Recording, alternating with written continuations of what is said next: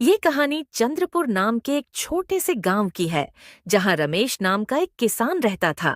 चंद्रपुर गांव में रमेश अपनी पत्नी रेखा और बेटी शीतल के साथ एक छोटे से घर में रहता था। रमेश के माता पिता का निधन बहुत पहले हो चुका था। उसके पास गांव में छोटी सी जमीन थी, जिस पर वह दिन रात मेहनत करके अपने परिवार का पालन पोषण करता था। अपने पति की मदद करने के लिए रेखा भी गांव के एक जमींदार के यहाँ साफ सफाई का काम करती थी। दोनों मिलकर अपने परिवार के लिए जी तोड़ मेहनत करते थे। वैसे तो चंद्रपुर में गर्मी का मौसम मार्च खत्म होने के बाद शुरू होता था, पर इस बार की गर्मी मार्च के शुरू होते ही अपने चरम सीमा पर पहुंच गई थी और हर साल गर्मी में चंद्रपुर गांव का तापमान 40 डिग्री तक आम तौर पर पहुंच जाता था। पर इस बार की गर्मी ने हर बार का रिकॉर्ड तोड़ दिया था। इस बार का तापमान 45 डिग्री छू चुका था। इस गर्मी ने सबका जीना मुश्किल कर दिया था। तेज धूप और लू के कारण गांव वालों की मुश्किलें और बढ़ गई थीं। हर तरफ लू का कहर था। गांव के लोग सुबह से लेकर रात तक इस भयंकर गर्मी से परेशान थे। सूरज की तपिश ने सबको बेहाल कर रखा था। इसी बीच एक दिन रमेश के घर पर हे भगवान, ये कैसी गर्मी है। देख रहे हो रमेश, इस साल कितनी अधिक गर्मी है और गर्मी के साथ साथ लूह वाली हवाएं भी चल रही हैं। इतनी तेज धूप में काम करना भी मुश्किल हो गया है। घर से बाहर निकलते ही ऐसा लगता है जैसे जल रहे हों। इतनी गर्मी में तो बाहर कदम रखना भी मुश्किल हो रहा है। न जाने इस साल की गर्मी कैसे कटेगी। सही कह रही हो रेखा, इस बार की गर्मी ने तो बुरी तरह से तोड़ दिया है। सोचता हूं कि हम जैसे गरीब लोग इसे कैसे सहन करेंगे। रमेश और रेखा आपस में बातें कर ही रहे थे कि तभी शीतल अपने पिता से बोली, पापा, मैं भी आज आपके साथ खेत पर जाऊंगी। नहीं शीतल बेटी, बाहर बहुत ज्यादा गर्मी है। तुम अपने माँ के साथ घर पर ही रहो। पर पापा, मुझे भी आपके साथ खेत पर जाना है। मुझे खेत का काम देखना है और आपकी मदद करनी है। माँ से भी बोल दीजिए, प्लीज मुझे अपने साथ ले चलिए।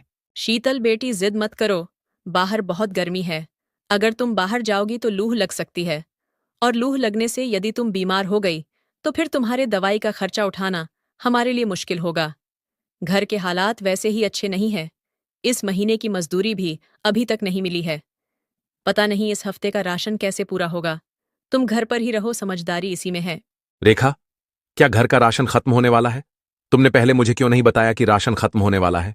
रमेश, क्या बताती। मैं खुद ही सोच रही थी कि इस बार कैसे काम चलेगा। घर में आटा तो बस 2 दिन का बचा है। दाल भी खत्म हो चुकी है। सब्जियां पिछले हफ्ते से नहीं आई। उम्मीद थी कि शायद सेठ जी कल परसों तक पैसे दे देंगे तो शायद कुछ व्यवस्था हो जाएगी। अरे ये तो बहुत बुरा हुआ। अगर कल तक पैसे नहीं मिले तो हम क्या करेंगे? ऐसे में अगर शीतल बीमार पड़ गई तो हालात और भी खराब हो जाएंगे। मैं कल सुबह सेठ जी से जाकर बात करूंगा। रमेश की चिंता बढ़ती जा रही थी। गर्मी और लूह ने पहले ही हालात मुश्किल कर दिए थे और अब घर में राशन खत्म होने की बात ने उसे और बेचैन कर दिया। वो रेखा और शीतल की तरफ देखता है, मानो उनसे कुछ कहना चाहता हो, लेकिन शब्द नहीं निकलते। तभी शीतल ने बड़े मासूमियत से कहा, पापा, अगर पैसे नहीं हैं तो हम अपने खेत से लाकर कुछ खा सकते हैं। जैसे पिछले साल आप अपने खेत से बाजरा लेकर आए थे, जिसकी हमने रोटियां बनाकर खाई थीं। बेटी, वो बाजरा अब हमारे खेत में नहीं है। उसे बेचकर ही तो पिछले साल का कर्ज चुकाया था। इस बार फसल भी खराब हो रही है और इस भयंकर गर्मी और लूह ने सब कुछ बर्बाद कर दिया है। रमेश, मैं सोच रही थी कि क्या हम मुखिया जी से मदद मांग सकते हैं। उन्होंने पिछले महीने गांव वालों को राशन बांटने का वादा किया था। हाँ, मुखिया जी से बात करनी चाहिए। अगर वो मदद कर दे तो कुछ दिनों का इंतजाम हो जाएगा। पर मुखिया जी की मदद भी हर बार इतनी आसान नहीं होती है। कभी कभी उनकी मदद मिलने में वक्त लग जाता है और कभी कभी वो मना भी कर सकते हैं। फिर भी मुझे एक कोशिश करनी तो होगी। अभी आपस में रमेश और रेखा बात कर ही रहे थे कि तभी तेज गर्म हवा का एक झोंका आया और दरवाजे की साकल हिलने लगी। कमरे में मौजूद सभी लोग लूह की तपिश को महसूस करने लगे। हे भगवान, ये गर्मी तो अब और बढ़ते जा रही है। न जाने आने वाले दिन और कितने भयंकर होंगे। हम सब इस लूह से कैसे बचेंगे। सोचो, अगर गर्मी दिन ब दिन ऐसे और बढ़ती रही तो हम कैसे बचेंगे। हे भगवान, कृपया हमारी मदद करो। इस कठिन समय में हमें साहस और मार्गदर्शन दो।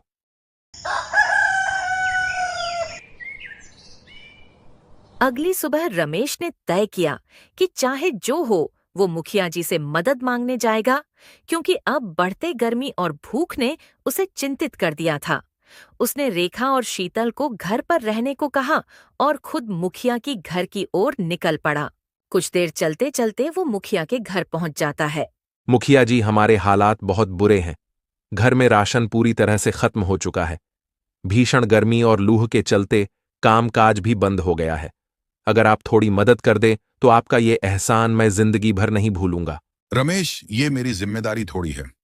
हर कोई मदद के लिए मेरे पास ही आ जाता है। तुम लोगों को तो जैसे आदत हो गई है दूसरों पर निर्भर रहने की। नहीं मुखिया जी, मैं मेहनत से कमाने वाला आदमी हूं, भीख नहीं मांगता। लेकिन इस बार हालात ने मजबूर कर दिया है।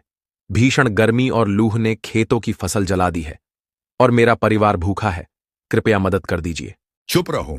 अगर गरीब हो तो अपने गरीबी को स्वीकार कर उसके साथ जीना सीखो।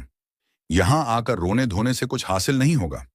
मेरे पास फालतू समय नहीं है, इसलिए यहां से चले जाओ। ऐसा मत कीजिए मुखिया जी, मेरी मजबूरी को समझिए।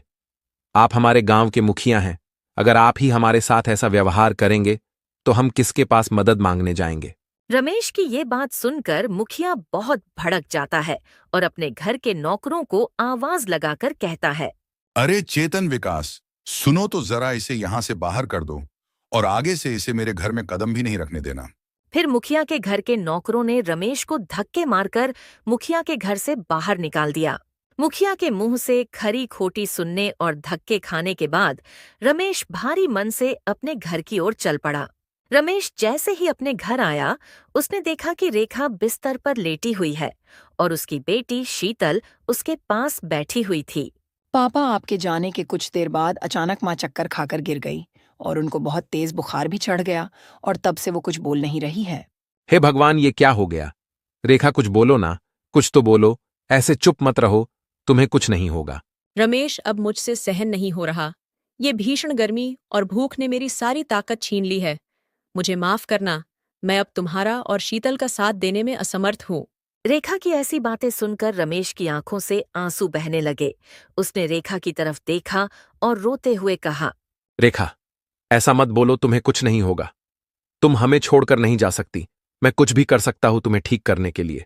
भगवान पर भरोसा रखो, सब ठीक हो जाएगा। रमेश, हमारे पास अब कुछ भी नहीं बचा। ये झुलसा देने वाली गर्मी और भूख ने मुझे पूरी तरह से तोड़ दिया है। अब मेरी बस एक ही इच्छा है जो तुम्हें पूरी करनी है। मेरे जाने के बाद शीतल का अच्छे से ख्याल रखना, उसे मेरी कमी कभी महसूस नहीं होने देना। रेखा की ऐसी हालत रमेश से देखी नहीं गई। वो बहुत घबरा गया था, इसलिए वो फौरन अपने घर के बाहर आ गया और बाहर आकर वो अपने पड़ोसियों को आवाज लगाने लगा। लेकिन ऐसी भीषण गर्मी और चिलचिलाती धूप के चलते कोई भी उसकी सहायता के लिए नहीं आया। रमेश, अब मेरी चिंता मत करो। जितना कर सको शीतल के लिए करो। शीतल को कभी मेरी कमी महसूस मत होने देना और उसे कभी भूखा मत सोने देना। इतना कहकर रेखा की सांसें थम गई। वो इस दुनिया को हमेशा के लिए छोड़कर चली गई। रेखा, ऐसा मत कहो। तुम मुझे छोड़कर नहीं जा सकती। हमारे पास तुम्हारे अलावा कुछ नहीं है। तुम्हारे बिना तो ये घर भी सूना हो जाएगा। तुमने हमेशा मेरा साथ दिया, अब तुम मुझे अकेले छोड़कर नहीं जा सकती हो। ये कहकर रमेश फूट फूट कर रोने लगा। उसके आंखों से आंसू रुकने का नाम नहीं ले रहे थे। वो महसूस कर रहा था कि उसकी पूरी दुनिया खत्म हो चुकी है। माँ, तुम उठो ना, देखो मैं कितना रो रही हूँ। प्लीज माँ उठो ना। पापा माँ हमें छोड़कर क्यों चली गई? क्या हमने कोई गलती की है? नहीं बेटी, हमने कोई गलती नहीं की है। ये सब तो नियति का फैसला है। शायद हमने पहले कोई गलती की होगी जिसके बदले अब हमें इसका फल भुगतना पड़ रहा है।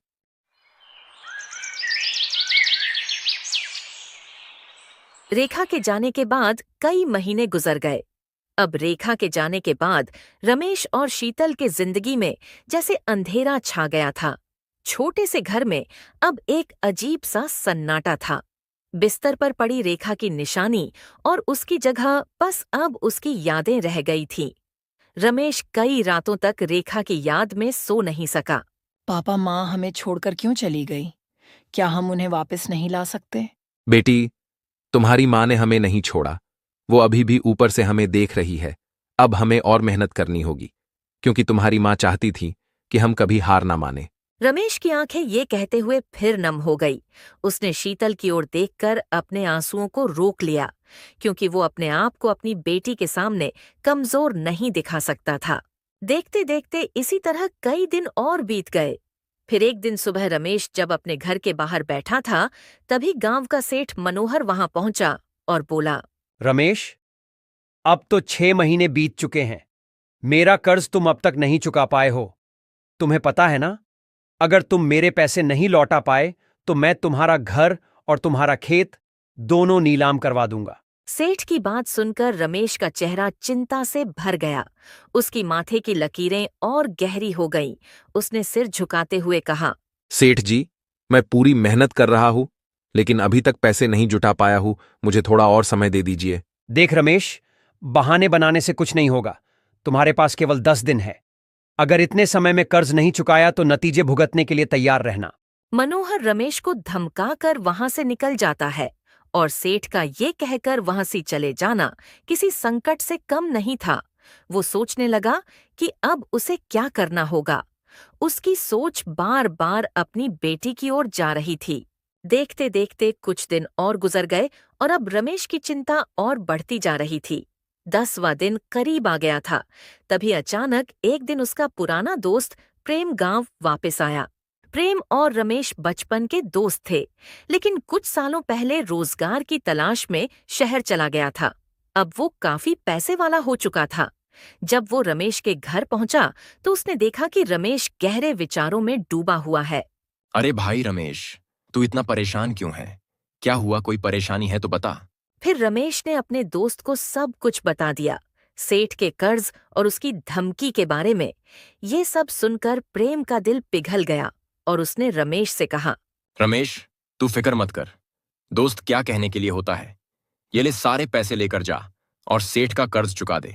प्रेम की बात सुनकर रमेश की आंखों में आंसू आ जाते हैं। वो भावुक होकर बोला, प्रेम भाई, आज तुमने मुझे और मेरी बेटी को एक नई जिंदगी दी है। मैं तुम्हारा ये एहसान जिंदगी भर नहीं भूलूंगा। अगले दिन रमेश सीधा सेठ मनोहर के घर पहुंच गया और अपना सारा कर्जा चुका दिया। ये देख सेठ हैरान हो गया, लेकिन उसने अपने पैसे लेकर रमेश को कर्ज से मुक्त कर दिया। सेठ जी, मैंने आपके सारे पैसे चुका दिए हैं।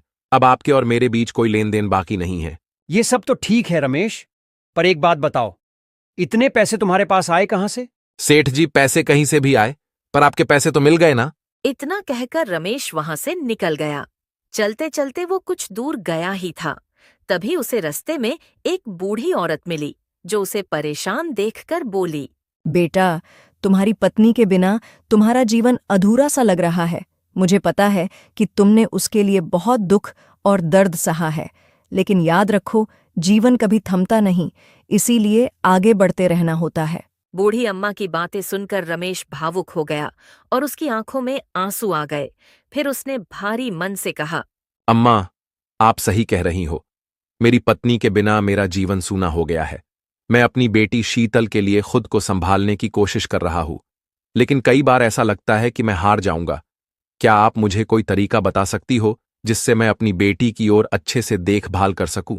रमेश की ऐसी हताश भरी बातें सुनने के बाद बूढ़ी अम्मा ने अपने पास से एक छोटा सा मिट्टी का मटका रमेश को दिया, परंतु वह मटका साधारण नहीं था।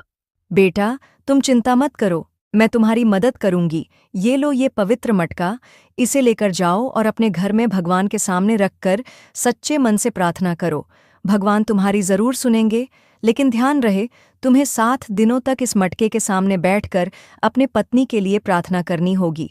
रमेश ने बूढ़ी अम्मा की बातों को बहुत ध्यान से सुना और फिर बूढ़ी अम्मा से पूछा, अम्मा, क्या सच में इससे मेरी परेशानियां दूर हो जाएंगी? बेटा, विश्वास सबसे बड़ी शक्ति होती है। जब तुम किसी चीज के लिए सच्चे मन से प्रार्थना करते हो तो भगवान भी तुम्हारी मदद करने लगते हैं। अब जाओ और सच्चे मन से अपनी पत्नी के लिए प्रार्थना करो। फिर क्या था, रमेश ने अम्मा का धन्यवाद करके वो मटका लेकर अपने घर की ओर चल पड़ा। जैसे ही वो घर पहुंचा, शीतल दौड़कर उसके पास आई और कहा, पापा, आप कहाँ चले गए थे? मैं बहुत डर गई थी। अपनी बेटी को इतना परेशान देखकर रमेश अपनी बेटी से कहता है, बेटी, मैं कहीं नहीं गया था और तुम फिक्र मत करो, अब सब सही हो जाएगा। बस हमें भगवान पर भरोसा रखना होगा। रमेश ने बूढ़ी अम्मा से मिले मटके को अपने घर के मंदिर के पास रखा और गहरी सी सांस ली। उसके भीतर एक अजीब सी बेचैनी थी। रमेश ने पहले दिन मटके के सामने बैठकर पूरे मन से प्रार्थना की। हे भगवान, मेरी पत्नी चली गई। मैं मेरी बेटी के लिए जीना चाहता हूं, लेकिन हालात मुझे हर दिन तोड़ रहे हैं। अगर ये मटका सच में कोई चमत्कार कर सकता है तो मेरी मदद करो। शीतल ने भी अपने पिता के साथ प्रार्थना की। शीतल अपने माँ को बहुत याद कर रही थी। रात को जब वो सोने गई तो उसके आंखों में आंसू थे। रमेश ने उसका मन हल्का करने के लिए कहा, बेटी, हमें हिम्मत नहीं हारनी चाहिए। तुम्हारी माँ भी यही चाहती थी। दिन ब दिन गांव में हालात और बिगड़ने लगे। गर्मी बढ़ती जा रही थी। अब तो घरों के बाहर निकलना यानी अपने प्राणों को त्यागने का काम करना। रमेश को घर में वो मटका लाए अब 4 दिन बीत चुके थे, परंतु अब तक उसका कोई जादू रमेश को नहीं दिखा था। रमेश का मन विचलित हो रहा था। उसे अब समझ में नहीं आ रहा था कि भगवान उसकी परीक्षा ले रहे हैं या फिर ये मटका सिर्फ एक छलावा था। लेकिन फिर भी उसने प्रार्थना जारी रखी। अचानक चौथी रात एक अजीब घटना घटी। रात के समय जब शीतल और रमेश सो रहे थे, तभी अचानक तेज हवा चलने लगी। तेज हवा के कारण रमेश की नींद खुल गई। उसने देखा कि मटका हल्का सा चमक रहा था। ये देखकर उसके रोंगटे खड़े हो गए। ये चमत्कार देखकर वो मन ही मन सोचने लगा, ये क्या हो रहा है? ये मटका इतना चमक क्यों रहा है? रमेश ये सोच ही रहा था, तभी उसको अपनी पत्नी रेखा की आवाज आई। रमेश, हिम्मत मत हारो। ये मटका तुम्हारी परीक्षा ले रहा है। जो भी तुम्हें मिलेगा वो केवल तुम्हारे मेहनत और परिश्रम के बलबूते पर ही मिलेगा। अचानक से अपने पत्नी की आवाज सुनकर रमेश और चौंक जाता है। वो खड़ा होकर इधर उधर देखने लगा, लेकिन उसके अगल बगल में उसकी बेटी शीतल के अलावा कोई नहीं था।